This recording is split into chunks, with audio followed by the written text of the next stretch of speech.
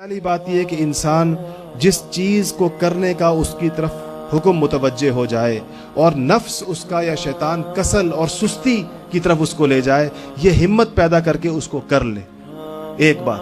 اور جس چیز سے اس کو روکا گیا ہے اور نفس اور شیطان اس کی طرف اس کو کھینچ رہے ہیں، یہ ہمت پیدا کر کے اس سے رک جائے، بس یہی مطالبہ ہے۔ فرمایا اور کوئی لمبی چوڑی بات نہیں، دو باتیں ہیں کل، کہ جس چیز کا حکم ہے، جس چیز کا امر ہے، جس چیز کا مطالبہ ہے، جب وہ مطالبہ اور امر اور حکم سامنے آ جائے، نفس اور شیطان روکیں گے، نہیں جانے دیں گے اس کی جانب۔ یہ اپنی ہمت سے کام لے اور آگے بڑھ کر اس کو کر گزرے۔ اور جس چیز سے منع کرنے کا کہا گیا وہ بڑی مزین ہو کر سامنے آئے گی، وہ بڑی بہت پرکشش ہو کر سامنے آئے گی، اس کو دیکھ کر رال ٹپکے گی انسان کی، اور اس کی جانب نفس اور شیطان اس کو کھینچ کر لے جا رہے ہوں گے۔ یہ ہمت کر کے اپنے آپ کو اس سے روکے۔ فرمایا کل یہ ہے، کل مسلمانوں سے جو مطالبہ ہے، سارا جو کھڑاک ہے اور ساری جو بھاگ دوڑ ہے اور سارا جو نظام تعلیم و تربیت ہے اور سارا اصلاح و ارشاد کا جو سلسلہ ہے، وہ اس کو پیدا کرنے کے لیے، جس کو پیدا ہو جائے اس کو اور کسی چیز کی ضرورت نہیں۔ سارا مسئلہ ہمارا یہ، اپنے آپ کو غور کر لیں تو مسئلہ سارا یہ، بالکل ہمیں پتہ ہوتا ہے کہ یہ کرنے کی چیز ہے، کیوں نہیں کر پاتے؟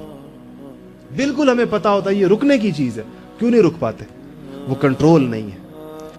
تو ہم لوگ دنیا کے سارے کاموں کے لیے تو عمل کرتے ہیں، اور اصلاح کے لیے ہم کہتے ہیں کوئی دعا کر دے، بس کوئی ہم پر ایسا چف کر دے کہ اس کے نتیجے میں خود بخود میں اچانک جب رات کو سوؤں تو ایسا ہوں، صبح اٹھوں تو میں بالکل فرشتہ جنید بغدادی بنا ہوا ہوں، ایسا نہیں ہوتا۔ اس کا طریقہ یہی ہے کہ انسان کو اپنی ہمت کو کام میں لانا پڑتا ہے۔ ہمت ہم نے کمزور کر دی ہے تھوڑی سی۔ جب گناہوں کا ارتکاب زیادہ کیا جاتا ہے اور بار بار کیا جاتا ہے تو ہمت جو قوت مدافعت ہے گناہ کے مقابلے میں، وہ کمزور پڑتی چلی جاتی ہے اور پھر وہ بالکل معطل ہو جاتی ہے۔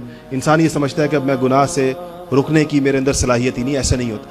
اس ہمت کو طاقتور کیا جائے۔ اس کا طریقہ کیا طاقتور کرنے کا؟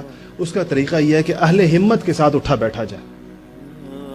اپنی صحبت کے لوگوں کو ذرا غور کریں کون ہے۔ اگر آپ اہل معاصی کے ساتھ اٹھے بیٹھیں گے، کمزور ہمتوں والوں کے ساتھ، یا جنہوں نے ہمتوں کا رستہ چھوڑ دیا، اگر آپ ان کے ساتھ اٹھیں گے بیٹھیں گے تو آپ کی ہمت اور کمزور ہوگی۔